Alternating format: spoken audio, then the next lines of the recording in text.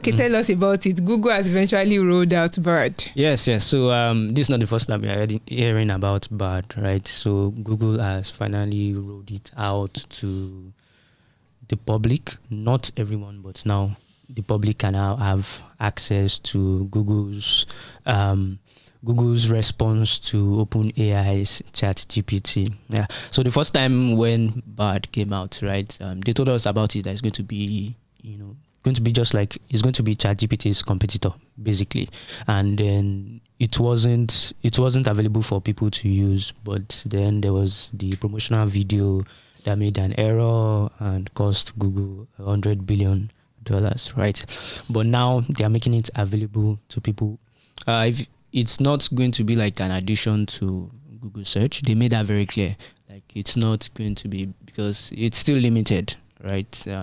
It's still limited in terms of results, in terms of clarity, in terms of it actually giving you the truth or giving you accurate information. So they're saying, no, it's not replacing Google search. It's just something to help you, maybe nudge you in the right direction to know what to search for.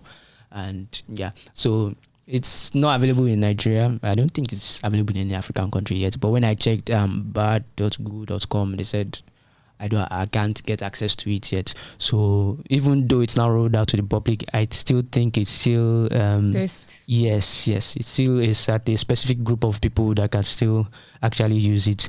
And according to the FAQ, I think ChatGPT is still actually quite better than it, because it still only understands English, and not just English, only US English.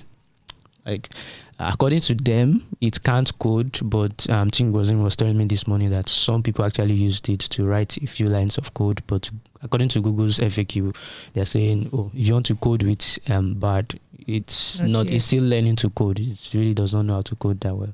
They made a lot of disclaimer. They were like trying to say it can't do. We are not saying it can do this. It can't. Like, they're just trying to like be very safe, telling you, it will make mistakes at times.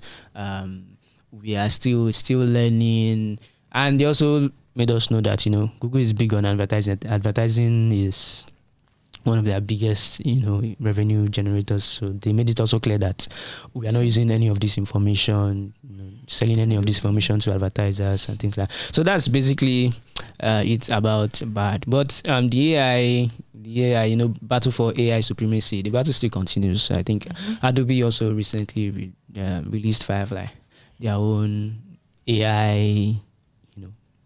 How they also want to fight the AI war, right? So everybody is gearing up. We saw Facebook a few weeks ago also release something to help researchers, people who are researching about AI, to give them access to it. So AI is... So you still understand that AI is not coming for my job. No, AI is not coming from your job. But what I've seen recently is that, because I saw a Japanese company that said, if you are hiring for a role, right, and to get that role, you have to know how to use AI chatbots, right? So I think that is what will happen, because if you think about it, you've used ChatGPT before, you see how it helps you do your work, right? It's not going to replace you, but you using it will help you work more efficiently, work faster, right? So I think that's what's going to be happening. That makes sense.